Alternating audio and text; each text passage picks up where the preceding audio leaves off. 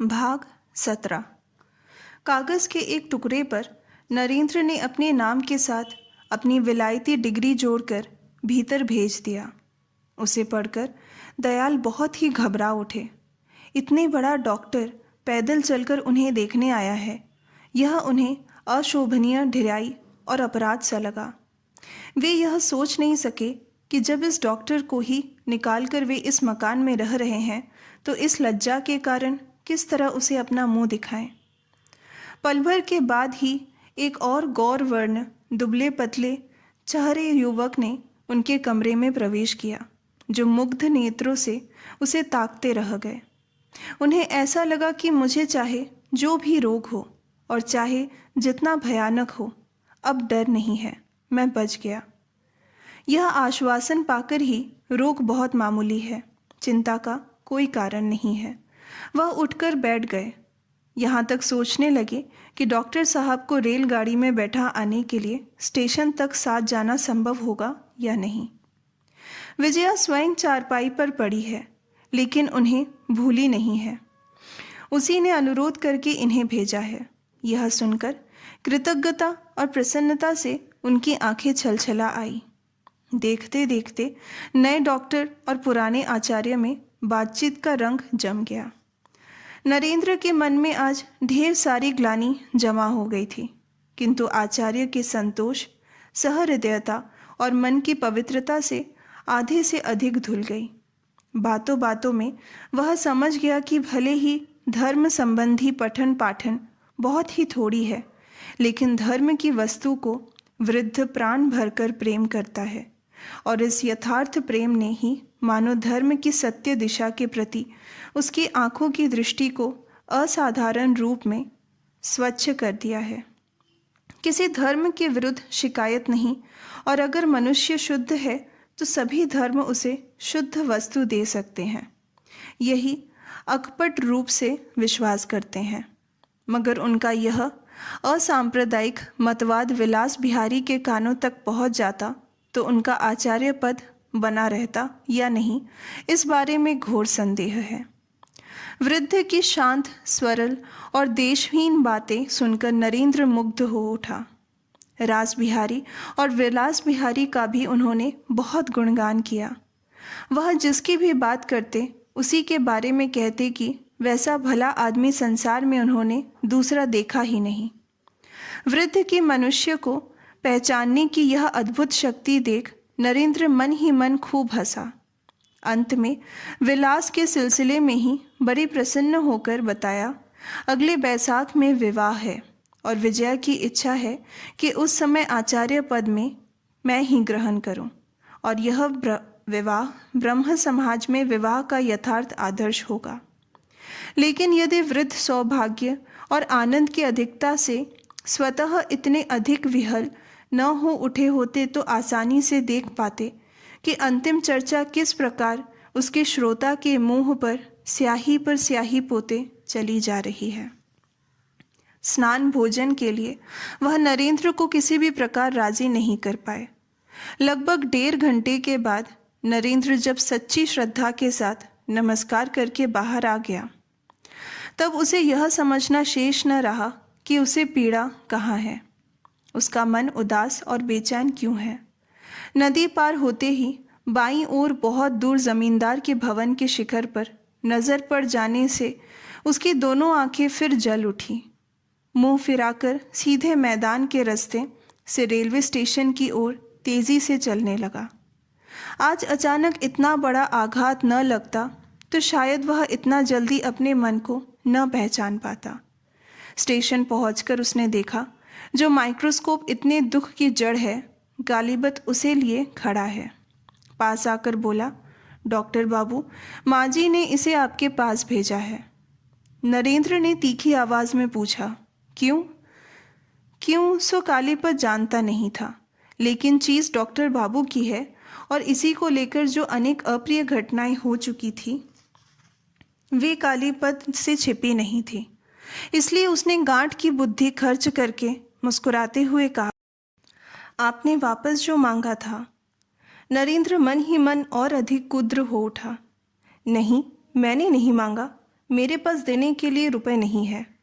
कालीपद ने समझा यह रूठ जाने की बात है। पुराना नौकर था। रुपए पैसे के मामले में विजया के मन के भाव और आचरण के अनेक दृष्टांत देखे थे। अपने ज्ञान को और थोड़ा सा फैलाकर थोड़ी सी उपेक्षा से बोला, वो बड़ी भारी कीमत ना, माँ जी के लिए 2-4 रुपए भी कोई रुपए हैं। ले जाइए आप, जब रुपयों का प्रबंध हो भेज दीजिएगा। रुपयों के संबंध में उसके प्रति विजया के इस विश्वास से नरेंद्र का क्रोध कुछ कम हुआ, लेकिन आवाज़ के तीखेपन को दूर नहीं कर सका। इसी से 200 के बदले में 400 देने की असमर्थता प्रकट करके बोला, नहीं नहीं, तू लौटा ले जा कालीपद, मुझे ज़रूरत नहीं है। मैं 200 के बदले 400 नहीं दे सकूँगा। कालीपद ने विनय भरे स्वर में कहा, नहीं डॉक्टर बाबू, सो नहीं होगा। आप उसे ले जाइए, मैं गाड़ी में रखकर ही जाऊँगा। इस चीज़ के संबंध में उसका व्यक्तिगत एक विशेष स्वार्थ था। विलास को वह फूटी आंखों नहीं देख सकता था। उसके प्रति द्वेष होने के कारण ही नरेंद्र के प्रति उसके मन में एक प्रकार की सहानुभूति पैदा हो गई थी। इसलिए दरबान के द्वारा भेज देने का हुक्म होने पर भी कालीपद स्वयं याचना करके यह भारी बक्सा लाद लाया था।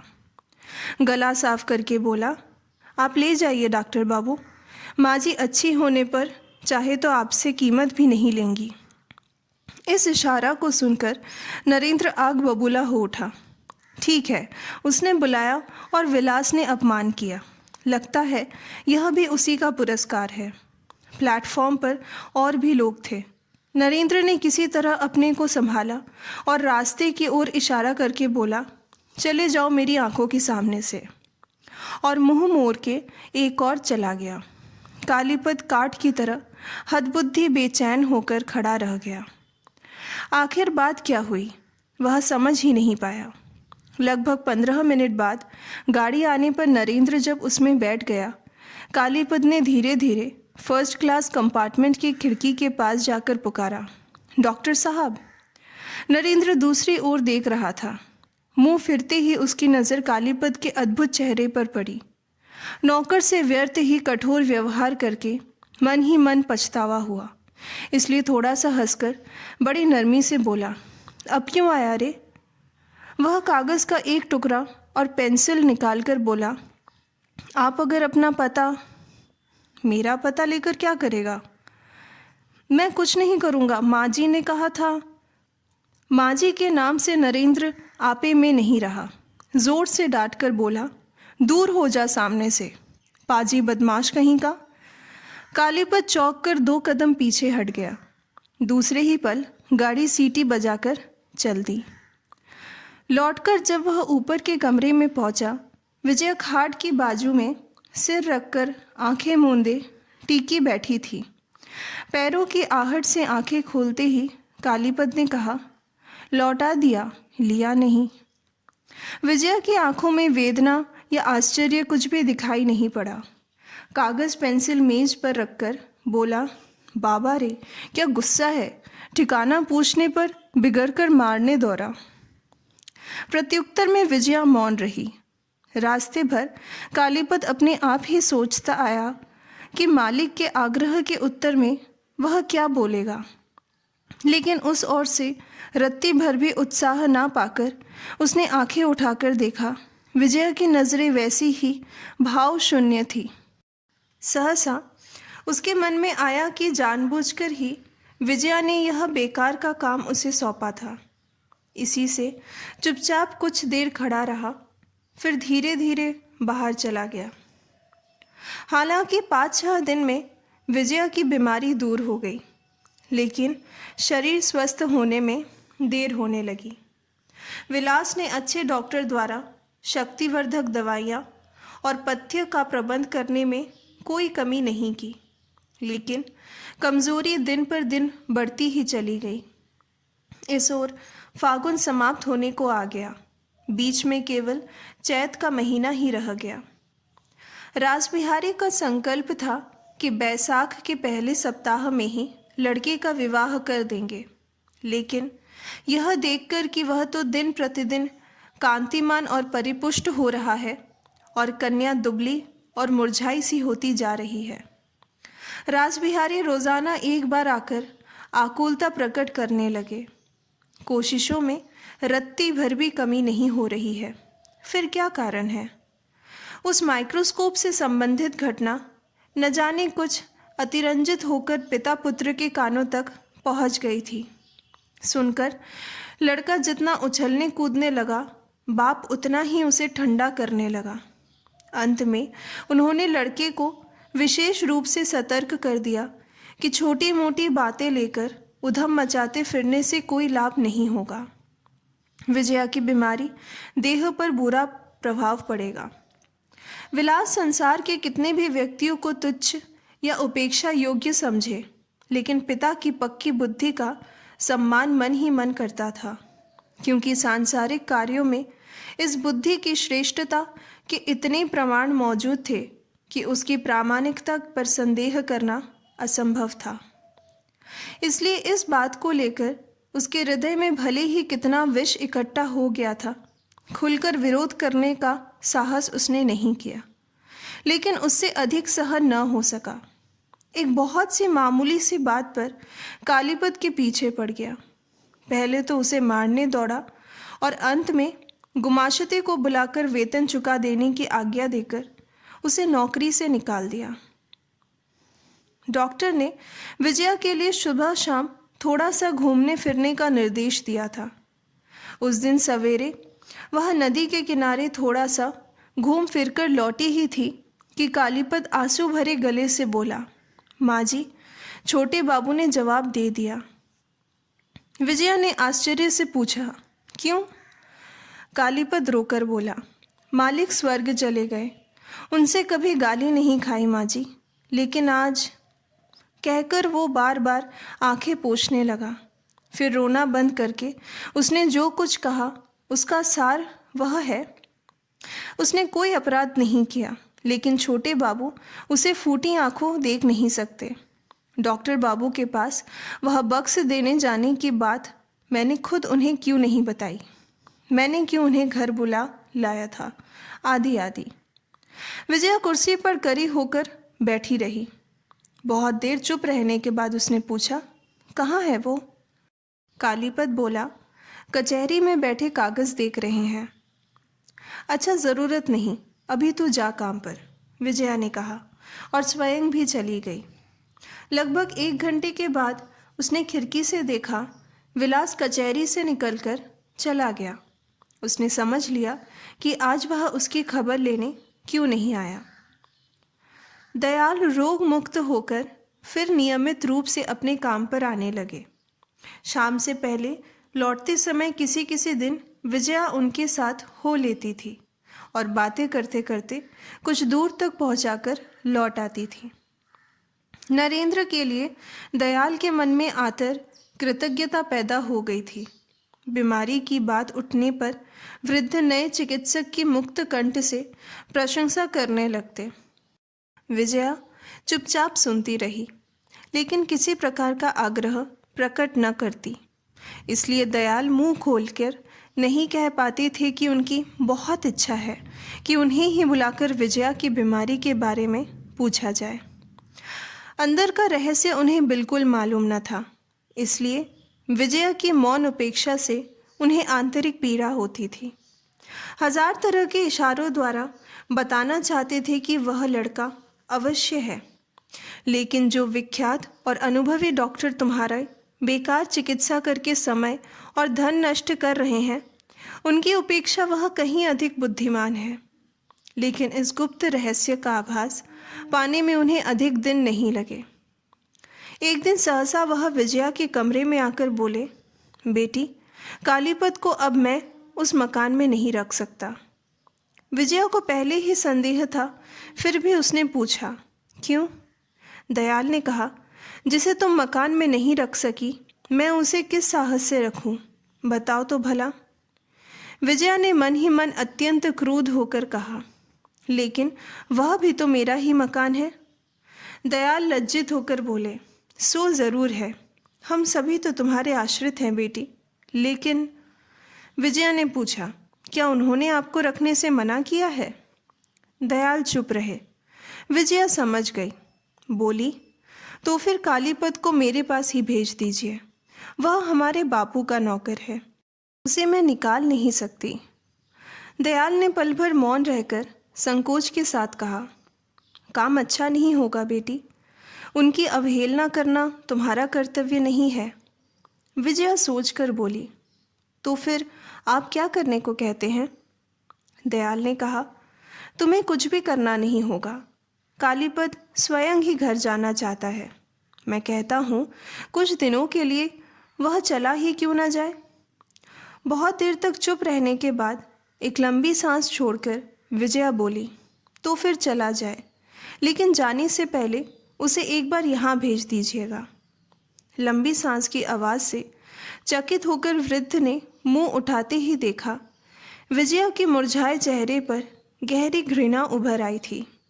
वह हैरान रह गए, लेकिन इस संबंध में और कुछ कहने का साहस उन्हें नहीं हुआ। इसके बाद 5-6 दिन तक दयाल दिखाई न पड़े। विजया ने कचहरी में पता लगाया, मालूम हुआ कि वह काम पर नहीं आते। इससे बेचैन होकर वह जब ये सोच रही थी कि आदमी भेजकर पता लगाना आवश्यक है या नहीं, उसने दरवाजे के बाहर उनका खांसना सुना। वह बड़ी प्रसन्नता से उसी और आदर से उन्हें कमरे में लाकर बैठाया। दयाल की पत्नी हमेशा बीमार रहती है। अचानक बीमारी बढ़ जाने के कारण वह काम पर नहीं आ सके थे। उन्हें स्वयं ही खाना बनाना पड़ता था। उसकी बातों से विजया ने यह तो समझ लिया कि भय की कोई बात नहीं है। फिर भी पूछा, अब वह कैसी हैं? दयाल बोले, आज अच्छी हैं। नरेंद्र बाबू को चिट्ठी लिखी थी, वह कल तीसरे पहर आकर दवा दे गए हैं। कैसे अद्भुत चिकित्सक है बेटी। 24 घंटे के अंदर अंदर 12 आने रोग चला गया है। विजया होंठ दबाकर हंसी, फिर बोली, अच्छी क्यों ना होगी, आप सबका क्या साधारण विश्वास है उन पर? दयाल बोले, ये सच है, लेकिन विश्वास यूँ ही तो नहीं हो जाता बेटी। हमने परीक्षा करके देख लिया, ऐसा लगता है कि घर में पाँव रखते ही सब ठीक हो जाएगा। अवश्य हो जाएगा। विजया फिर मुस्कुराई। दयाल ने खुद भी थोड़ा सा हंसकर कहा, वह केवल उसका ही इलाज नहीं कर गए हैं बेटी, और भी एक व्यक्ति की व्यवस्था कर गए हैं। उन्होंने एक कागज़ टेबल पर खोलकर रख दिया। यह एक प्रिस्क्रिप्शन था। ऊपर विजया का नाम लिखा था। लिखावट पर नज़र पड़ते ही वे थोड़े से अक्षर जैसे आनंद के बाण बनकर विजया के हृदय में आ लगे। पल भर के लिए चेहरा रक्तिम हो उठा, फिर राख के समान फीका पड़ गया। वृद्ध अपनी सफलता के आनंद में ऐसे विभोर थे कि उन्होंने उस ओर देखा तक नहीं। बोले, तुम्हें उपेक्षा नहीं करने दूंगा बेटी, तुम्हें इस दवा की परीक्षा करके देखनी होगी। विजया ने अपने आप को संभाल कर कहा, लेकिन यह तो अंधेरे में ढेले फेंकना है। वृद्ध ने गर्वीले स्वर में कहा, यह तुम क्या कहती हो? उन्हें क्या तुमने नेटिव डॉक्टर जैसे समझ लिया है बेटी, जो फीस देते ही दवा लिख देते हैं? यह तो विलायत पास करके आए हुए बहुत बड़े डॉक्टर हैं। रोगी को अपनी आंखों से देखे बिना वह कुछ नहीं बताते। उन्हें अपनी जिम्मेदारी का क्या साधारण ज्ञान है बेटी? विजया ने बनावटी आश्चर्य से आंखें फैलाकर कहा, अपनी आंखों से देखकर कैसे? किसने कहा कि वह मुझे देख गए हैं? केवल आपके मुंह से ही सुनकर ही उन्होंने यह दवा लिख दी होगी। दयाल बार बार सिर हिलाते हुए कहने लगे, नहीं नहीं, बिल्कुल नहीं। कल जब तुम अपने बगीचे की रेलिंग पकड़कर खड़ी थी, तब ठीक तुम्हारे सामने के रास्ते से ही वह पैदल चलकर गए थे। तुम्हें अच्छी तरह देख गए थे। शायद उस समय तुम्हारा चित्त इधर उधर था। विजया चौंक कर बोली, साहबों जैसे वेशभूषा थी क्या? सिर पर हैट था? दयाल हा हा करके हंसते हुए कहने लगे, कौन कह सकता था कि वह असली साहब नहीं है? कौन कह सकता था कि वह हमारे स्वजातीय बंगाली हैं? मैं स्वयं भी तो चौंक पड़ा था बेटी। सामने से होकर गए, आंखों के आगे से उसे देखते गए, फिर भी एक बार से अधिक उनकी ओर देखा तक नहीं, बल्कि यह सोचकर कि पुलिस का कोई अंग्रेज अधिकारी होगा, उसने उपेक्षा से आंखें हटा ली थी। वृद्ध को इसका पता ही न चल पाया कि विजया के हृदय में कैसा तूफान मच उठा है। वह अपने आप ही कहते चले गए, बीच में केवल चैत का महीना बाकी है। बैसाख के पहले या अधिक से अधिक दूसरे सप्ताह में तो विवाह है। मैंने कहा, बिटिया का शरीर अच्छा नहीं हो रहा डॉक्टर बाबू, कोई ऐसी दवा दीजिए जिससे। उनकी बात यहीं अधूरी रह गई। उन्हें अचानक रुक जाने से विजया ने मुंह उठाकर देखा। उनकी नज़रों का पीछा करते ही विलास को कमरे में आते देखा।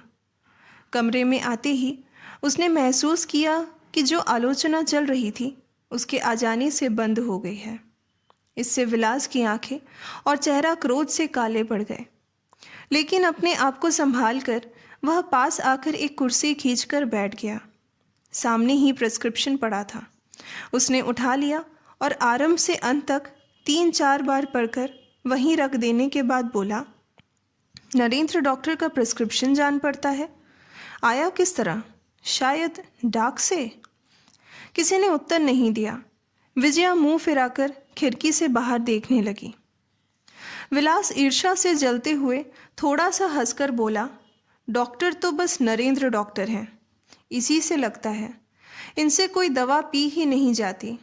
शीशी की दवा शीशी में ही सड़ती रहती है और फिर फेंक दी जाती है।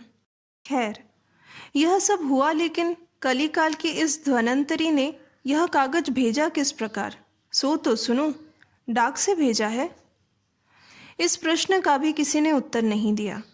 तब उसने दयाल की ओर देखकर कहा, अब तक तो आप खूब लेक्चर झाड़ रहे थे, सीढ़ियों से ही सुनाई दे रहा था। पूछता हूँ, आपको जानते हैं?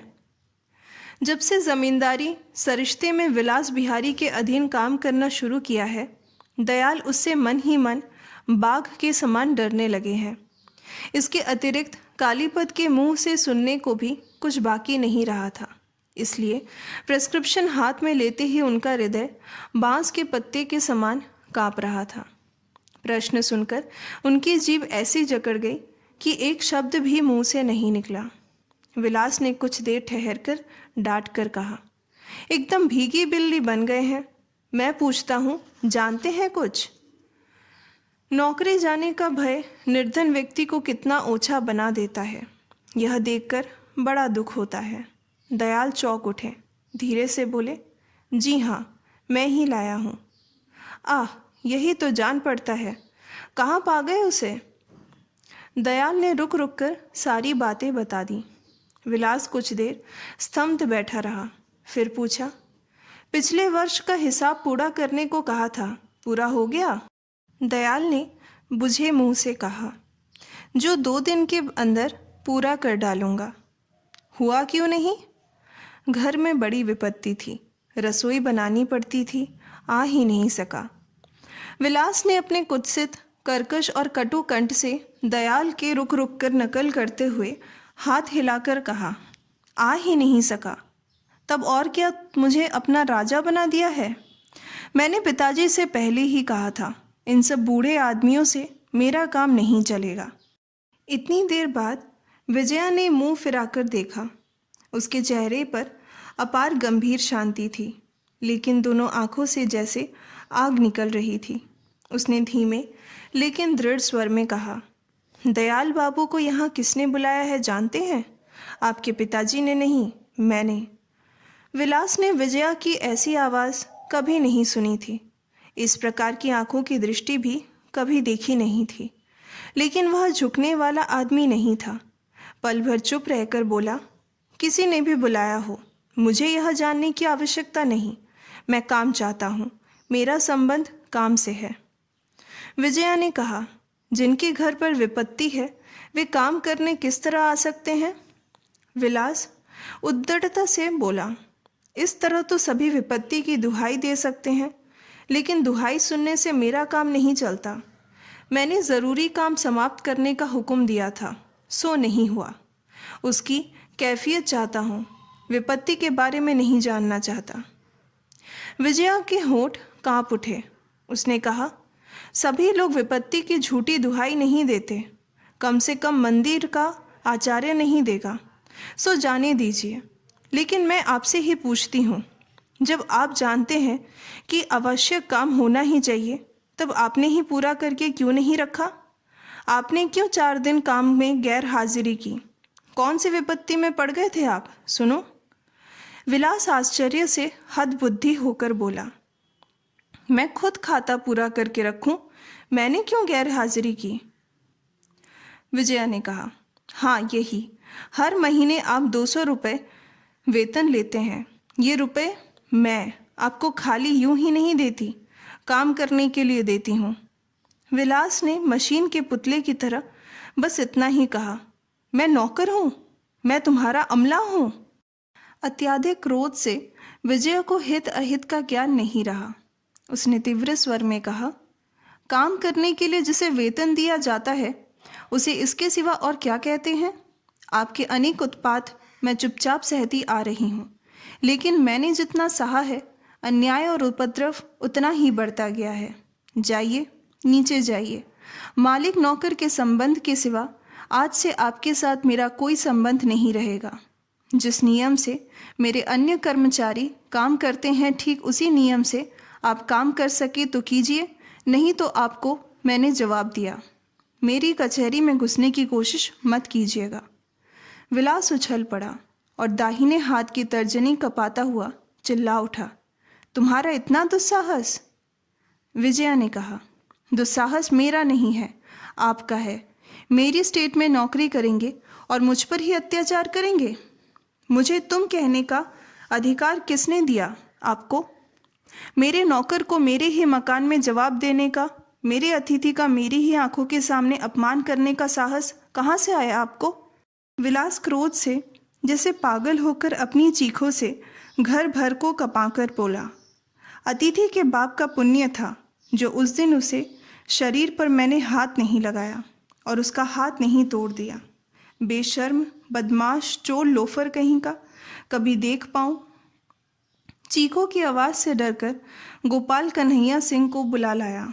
दरवाजे पर उसका चेहरा देखते ही विजया ने लज्जित होकर अपनी आवाज़ संयत और सामान्य कर ली और कहा, आप जानते नहीं, मैं जानती हूँ कि यह आपका ही बहुत बड़ा सौभाग्य है जो उनके शरीर पर हाथ लगाने का साहस आपने नहीं किया। वह उच्च शिक्षित बड़े डॉक्टर हैं। उस दिन उनके शरीर पर भी शायद वह एक बीमारी नारी के कमरे में विवाद न करते और सहन करके चले जाते, लेकिन मेरे इस उपदेश की भूलकर भी अवहेलना मत कीजिएगा कि भविष्य में उनके शरीर पर हाथ लगाने का शौक़ अगर आपको हो तो यह तो पीछे से लगाइएगा, नहीं तो फिर अपने जैसे और भी 5-7 आदमियों को साथ लेकर सामने से लाइएगा। लेकिन बहुत हो हल्ला हो चुका है, अब रहने दीजिए। नीचे से नौकर चाकर दरबान तक डरकर ऊपर चढ़ आए हैं। जाइए, नीचे जाइए, कहकर वह उत्तर की प्रतीक्षा तक किए बिना बगल के दरवाजे से दूसरे कमरे में चली गई।